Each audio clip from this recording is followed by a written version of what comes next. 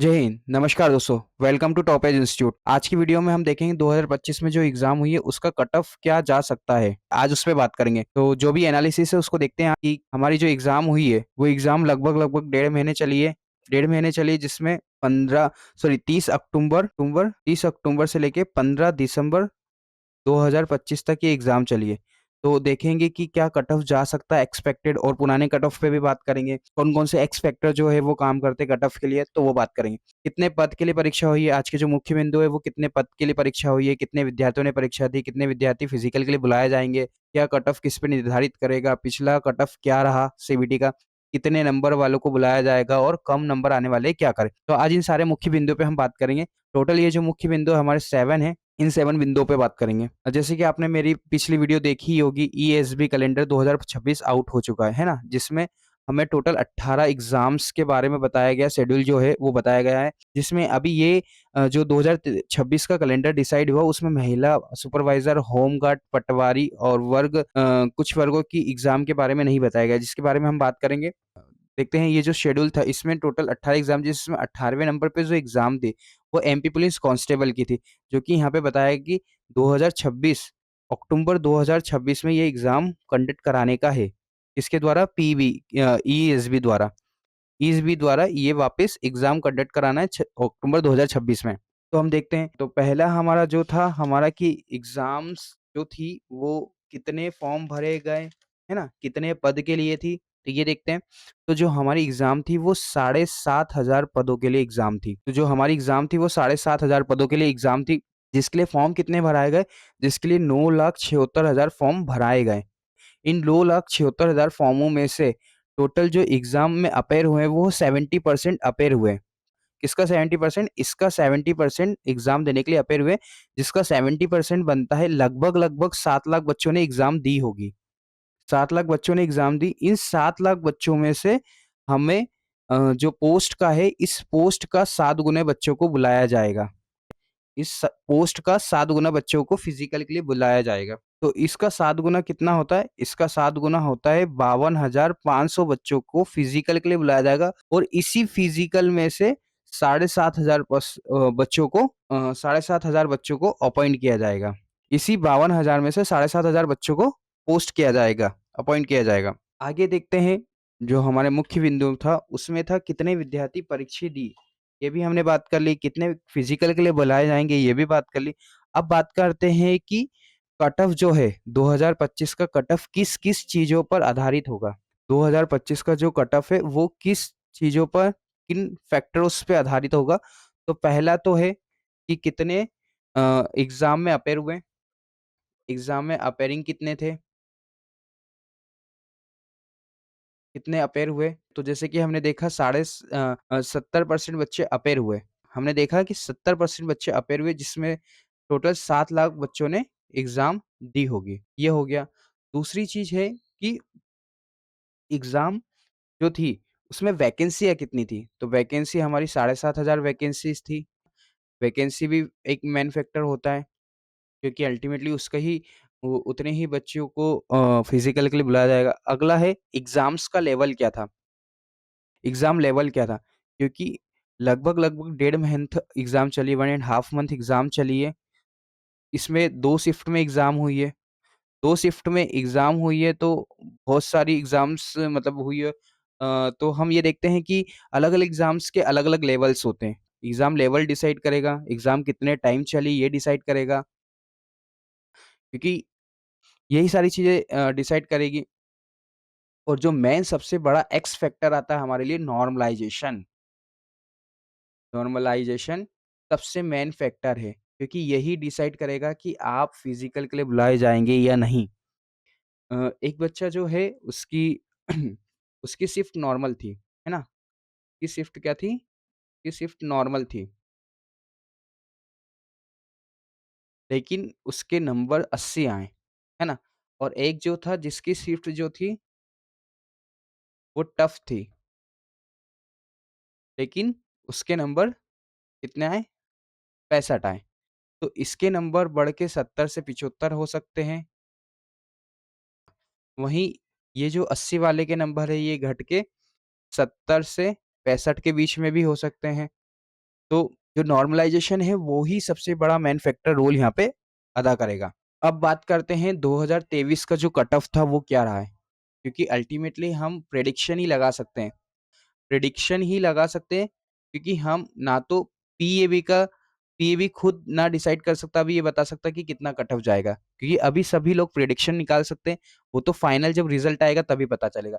तो प्रेडिक्शन के आधार पे हम प्रेडिक्शन किसको मान सकते हैं, हमारा जो बेस होगा वो बेस क्या होगा, वो बेस होगा हमारा 2023 का रिजल्ट। प्रेडिक्शन क्या होता है, प्रेडिक्शन वही होता है ना जो लास्ट ईयर हो उसका, उसके अनुमान पे हम बता पाए रिजल्ट। तो 2023 का जो कट ऑफ था वो यूआर, ओबीसी, एससी, एसटी और ईडब्ल्यूएस, हम बेस 2023 को मान के रिजल्ट बता सकते हैं कि क्या कट ऑफ रहा था 2023 का। तो 2023 का यूआर का जो कट ऑफ रहा था वो रहा था 79.72 और ओबीसी का कट ऑफ था 75.74, वहीं एससी का कट ऑफ 66.67 था, एसटी का कट ऑफ जो था वो 57.85 था और ईडब्ल्यूएस का कट ऑफ जो गया था वो 71.28 गया था। तो ये 2023 के कट ऑफ्स थे, जो कि इसको बेस मान के हम 2025 के कट ऑफ के बारे में एक प्रिडिक्शन लगा सकते हैं। तो 2025 के कट ऑफ की जो प्रिडिक्शन हो सकती है, क्योंकि हम अनुमान लगा सकते हैं, ये फिक्स कट ऑफ नहीं हो सकता, हम अनुमान के आधार पर बता सकते हैं कि इतने नंबर वालों को फिजिकल के लिए बुलाया जा सकता है। एक तो यूआर है, ओबीसी है, एससी, एसटी, ईडब्ल्यूएस। तो यूआर जो है, यूआर का कट ऑफ अराउंड जा सकता है 70 से 75 के लगभग, वहीं यही समथिंग 70 से 75 के लगभग ओबीसी का जा सकता है। एससी का कट ऑफ जो जा सकता है वो 65 से 70 के बीच जा सकता है। एसटी का कट ऑफ 60 टू 65 जा सकता है और 70 से 75 भी आपका ईडब्ल्यूएस का जा सकता है। इसमें 5 नंबर प्लस माइनस कर सकते हैं, क्योंकि हम प्रिडिक्शन लगा रहे हैं। इसमें 5 नंबर प्लस या माइनस कर सकते हैं और ये कट ऑफ जा सकता है, क्योंकि कोई भी राइट कट ऑफ नहीं बता सकता। जो बोल रहा है मैं राइट कट ऑफ बता सकता हूँ वो सरासर गलत बोल रहा है, क्योंकि आप प्रिडिक्शन लगा सकते हो। किसको बेस मान के, 2023 को बेस मान के आप प्रिडिक्शन लगा सकते हो। आगे देखते हैं कि कम नंबर वाले लाने वाले क्या कर सकते हैं। आगे हम बात करते हैं जिन बच्चों के नंबर 2025 में कम आए, 2025 में जिन बच्चों के नंबर कम आए हैं वो बच्चे क्या करें। वो ये कर सकते हैं कि आपको 2026 की एग्जाम की डेट पता हो चुकी है, अक्टूबर 2026 में एग्जाम होना है एमपी पुलिस कांस्टेबल की। अगर आपका कांस्टेबल बनने का सपना है तो आपको डेट पता चल चुकी है, जो कि टेंटेटिव डेट है। आप आज से ही तैयारी में लग जाए, क्योंकि आपको टारगेट पता है, आपको टारगेट पता है, उस टारगेट को कैसे अचीव करना है उसके बारे में आपको तैयार रहना है, क्योंकि आपको समय पता चल गया है। आपको टारगेट के लिए तैयारी शुरू कर देना चाहिए। एक सैनिक भले ही अपने जीवन में लड़ाई करता है या नहीं करता है, पर अपने हथियार को धार जरूर लगाता है। एक जो सैनिक होता है वो अपने जीवन में भले लड़ाई करे या ना करे, बट वो अपने हथियारों में धार जरूर लगाता है, धार जरूर लगाता है। तो आपको तो आपका टारगेट पता है, आपको आपके युद्ध की तारीख पता है, बस अपने आपके हथियार मतलब तैयारी, पढ़ाई की जो धार है उसे धार को तैयार करना है। तो उसके लिए आप आज से लग जाए। एक और एग्जांपल देता हूँ, एक धावक है, उसको ओलंपिक में दौड़ना है। एक धावक है, उसको ओलंपिक में दौड़ना, और ओलंपिक हर 4 वर्षों में होता है, 4 वर्षों में होता है। तो वो डेली डिसिप्लिन को फॉलो करता है, पूरे डिसिप्लिन को फॉलो करता है और डेली उसमें लगे रहता है, क्योंकि उसको 4 साल बाद एक मेडल जीतना है। वैसे आप जो हो, आप स्टूडेंट हो, आपका मेन टारगेट है आपको एक पोस्ट लेना है, पोस्ट लेना है। तो उसके लिए आपको डेली डिसिप्लिन को फॉलो करना पड़ेगा। उसको किस तरीके से आप क्रैक कर सकते हो उसके बारे में सोचना पड़ेगा। आपको सब्जेक्ट्स के बारे में एनालिसिस करना पड़ेगा, आपको सिलेबस को फुल्ली रीड करना पड़ेगा, उसके हिसाब से स्ट्रेटेजी को तैयार करना पड़ेगा, क्योंकि कहीं ना कहीं आपकी स्ट्रेटेजी है आपको बेटर रिजल्ट देती है। तो आपको आज से लगना पड़ेगा। जैसे एमपी पुलिस है, एमपी पुलिस में आपके सिलेबस में क्या आता है, आपके सिलेबस में जीके आता है, आपके सिलेबस में रीजनिंग आती है, आपके सिलेबस में रीजनिंग आती है, आपके सिलेबस में मैथ्स आता है, ये आते हैं। अब जीके में भी अलग अलग है, जीके में भी अलग अलग चीजें पूछी जाती है। एक होता है आपका जीएस जिसे बोलते हैं हम स्टैटिक जीके, हम एसजीके कर देते, स्टैटिक जीके, ठीक है ना। एक होता है आपका करंट अफेयर्स, एक आपका होता है जीके जीएस। इस जीके जीएस में आपको पॉलिटी पॉलिटी पूछी जा सकती है। इसमें आपको इको पूछा जा सकता है, आपको स्पोर्ट्स पूछा जा सकता है, आपको साइंस के तीनों चीज़ें पूछी जा सकती है, बायो, फिजिक्स और केमिस्ट्री। इसके अलावा आपको पूछा जाता है हिस्ट्री, है ना, हिस्ट्री पूछी जा सकती है। इसके अलावा आपको पूछा जा सकता है मिसलेनियस पूछा जा सकता है। इसके अलावा आपको एमपी के पूछा जा सकता है। तो ये सारी चीज़ें आपको पूछी जाती है। तो उसके लिए आपको आज से तैयार रहना पड़ेगा। आज से आपको आपकी स्ट्रेटेजी बनाना पड़ेगी, उस स्ट्रेटेजी पे डेली काम करना पड़ेगा।